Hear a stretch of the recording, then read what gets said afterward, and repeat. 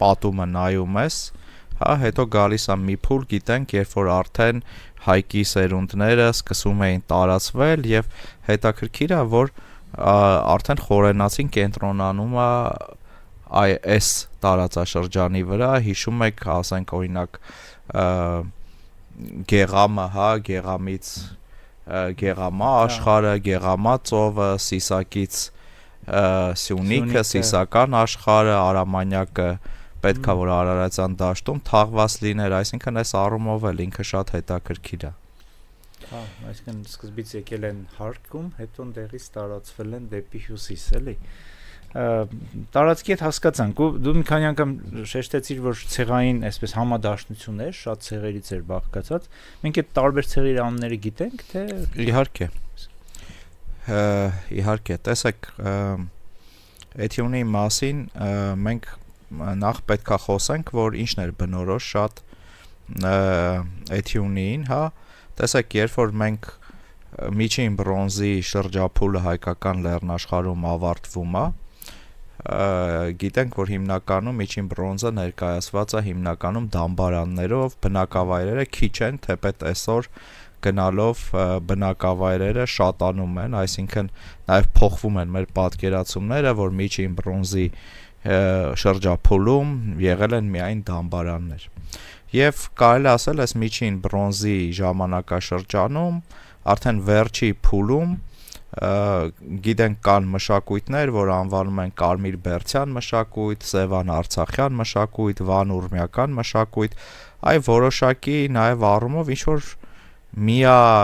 այսպես իրար հարաբերվելու փոխառնչվելու միտումներ են գնում եւ ուշ բրոնզի շրջափուլում խոսքը վերաբերվում է Քրիստոսից առաջ 16-15-րդ դարի, արդեն սկսվում են բնակավայրերը, կիկլոպյան այս կառույցները, կիկլոպյան ամրոցները, հատկապես մեծ քարերով կիկլոպյան ամրոցները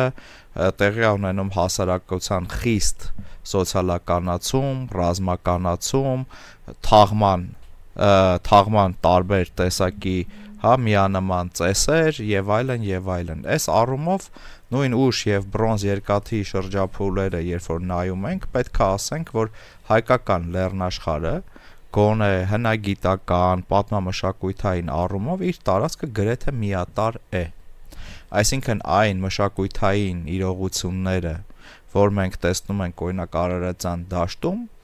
նույնը տեսնում ենք նաև շատ նման բարձր հայքում, հա, Վանի տարածաշրջանում, Գուգարքում եւ այսպես շարունակ։ Սակայն կան որոշակի գոտիներ, օրինակ հայկական լեռնաշխարհի օրինակ հարավ-արևմտյան գոտին, մեր Աղձնիկ, Ծոպք այս հատվածը, որը ավելի շատ ձգտում է դեպի խեթական աշխարհ, ձգտում է դեպի հյուսիսային Սիրիա, Միջագետք եւ բնականաբար Վան եւ Ուրմյա լճերի միջև ընկած այս տարածք եւ հարավ Կորդուկ, հա, այս